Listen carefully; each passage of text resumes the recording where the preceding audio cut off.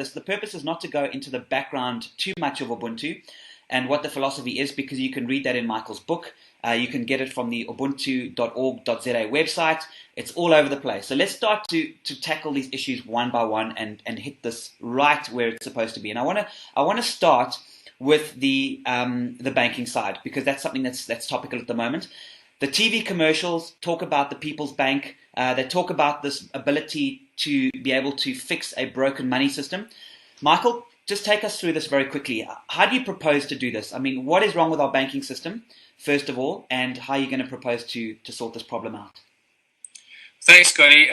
Before I launch into that, I just want to pick up on one little thing, just to maybe take this conversation into a slightly more broader base kind of area, because you started this whole introduction by saying using the word utopian, and I'm finding it quite interesting, because a few people have called us utopian ideas and so forth, and I get a smile on my face every time I hear that. It's as if thinking about a utopian society is a bad thing. And it's just amazing how poisoned we have become, how poisoned our minds and our systems and our brains and the way we think about life has become. We seem to have been conditioned into believing and thinking that we have to suffer, we have to struggle. There is no prosperity for humanity. We have to have hard lives and live in misery and somehow just survive from month to month. And utopian ideas are something so far-fetched that we'll never attain it. Well, I believe the opposite. I believe, and this is really fundamentally what everyone that is in the Ubuntu movement globally in more than 198 countries now, and now in the Ubuntu Party in South Africa, I do believe that all of us firmly believe in the fact that people and living, breathing human beings should live utopian lives of abundance and not scrouge around and live in misery from month to month and week to week, just somehow surviving. So yeah, absolutely. Okay, so I see where you're going with this. You want to sort of take on the whole sort of overarching ideology. A lot of people say, well, this just is not practical. And I think that's really the purpose of this interview today. And I'm looking forward to hearing everybody, all four of you's input in this, because ultimately your average person is going to look at this and go and say, well, it's just not practical to feed the majority of people in this country. It's just not practical to be able to give everybody cheap energy. And it's just not practical to have an alternative money system, because all the banks are too big to fail. So I hear exactly what you're saying, and it is possible. And that's what I want to talk about today, Michael. I want to know why it's possible. I want people to be able to listen to this and go, these Ubuntu people are not crazy nutcases, but they've actually got a well thought out structure.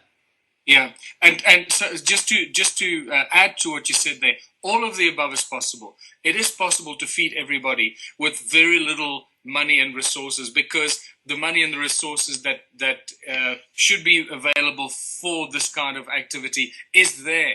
And it is practical and is possible to provide alternative and virtually free and eventually free electricity and energy. It is practical to provide housing and security for all the people, and food and healthcare that is actually far more than just treating the symptoms, but actually goes much deeper into understanding what healing is all about.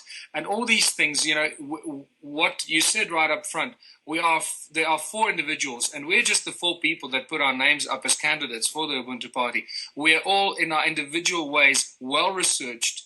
We're all scientists, you can say, in our own respective fields, because scientists mean just somebody that's very knowledgeable, someone with knowledge, and we bring this collective knowledge and research to the table and to this political platform, which I still loathe to say, but we bring this philosophy of Ubuntu and contributionism into this political arena so we can share it with the people, so that we can bring the good news, be the bearer of good news, and tell everyone that not only is it possible for us to live in a utopian society, but we have worked out steps and feasible and practical ways of actually achieving it. So that's where we want to go with this. To get back to your question about the banking, I guess one sentence answer for that is that the entire global banking industry is a fraudulent structure that was created as pretty much a tool of enslavement over the human race, over every country, the people of every country. The entire global banking structure with its supply of money, the way it works, is controlled by a small number of people that run pretty much all of this activity from Switzerland, from Basel, Switzerland, and Stephen Goodson will have a lot more to say about that. And to overcome the problems and the misery that the people find themselves in on a daily basis, we have to go to the root of the problem. And the root of the problem sits with the supply and the creation of money that is supplied by private companies, a private company pretty much so, called the Bank for International Settlements in Basel, Switzerland, and the control of the entire global financial systems. Now, how that is going to impact on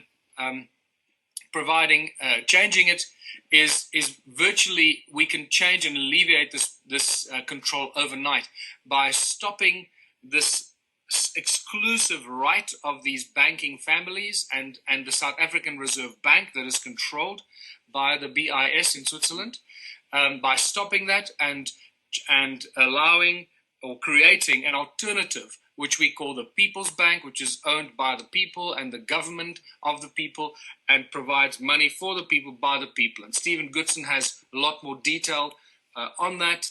And this will provide virtually 100% employment. It'll stimulate every possible imaginable sector of our lives and our society, providing abundance that we cannot imagine right now.